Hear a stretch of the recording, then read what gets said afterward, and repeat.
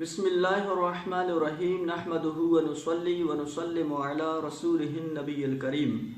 اما بعد فاعوذ باللہ من الشیطان الرجیم بسم اللہ الرحمن الرحیم فاسألوا اہل ذکر ان کنتم لا تعلمون۔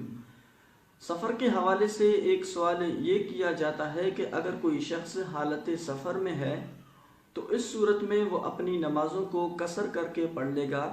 لیکن جیسے ہی وہ اپنی منزل مقصود تک پہنچ گیا تو اس صورت میں وہ 4 رکعت پڑھے گا یا پھر 2 رکعت پڑھے گا۔ دیکھیں، اگر کسی شخص نے 57.5 میل یعنی 92 کلومیٹر دور تک جانے کا ارادہ کیا اور پھر جیسے ہی وہ شخص اپنے شہر یا بستی کی آبادی سے باہر نکل گیا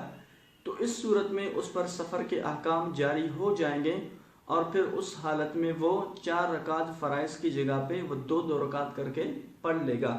لیکن اب سوال یہاں پہ یہ کیا گیا کہ جیسے ہی وہ اپنی منزل مقصود تک پہنچ گیا تو وہاں اس صورت میں بھی وہ 2 رکعت کر کے پڑھے گا یا پھر 4 رکعت کر کے پڑھ لے گا۔ مثال کے طور پر ایک شخص ہے، وہ سبی سے کوئٹہ جا رہا ہے، تو اب چونکہ درمیان میں جو ہے وہ اپنی نمازوں میں قصر کر لے گا، لیکن جیسے ہی وہ کوئٹہ پہنچ گیا تو اس صورت میں وہ 2 رکعت پڑھے گا یا 4 رکعت پڑھے گا۔ تو دیکھیں، جیسے ہی وہ اپنی منزل مقصود تک پہنچ گیا تو اب اگر اس کی نیت جو ہے وہ 15 دن یا 15 دن سے زیادہ رہنے کی ہے تو اس صورت میں وہ شخص وہاں پہ مقیم ہوگا اور اپنی پوری نمازیں پڑھ لے گا۔ لیکن جیسے ہی وہ اپنی منزل مقصود تک پہنچ گیا اور اس نے یہ ارادہ بھی کیا کہ میرے رہنے کا جو ارادہ ہے وہ 15 دن سے کم ہے، مثال کے طور پر 10 دن، 12 دن، 3 دن، 4 دن، تو پھر اس صورت میں وہ اپنی نمازوں میں قصر کر لے گا، یعنی 4 رکعت فرض کو 2 رکعت پڑھ لے گا۔ اسی طرح پر ایک سوال یہ کیا جاتا ہے کہ ایک دن کے بچے کا پیشاب یہ پاک ہے یا ناپاک ہے۔ عام طور پر لوگوں میں جو مشہور ہے کہ چھوٹے بچے کا جو ہے پیشاب یہ پاک ہے،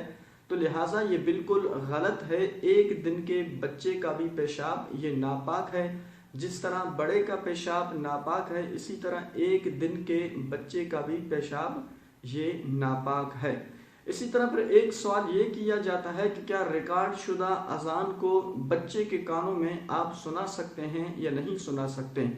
دیکھیں، ریکارڈ شدہ اذان جو ہے یہ اصلی اذان کے حکم میں نہیں ہے، لہٰذا آپ برکت کی نیت سے تو بچے کے کان میں اس طرح کی ریکارڈ شدہ اذان سنا سکتے ہیں،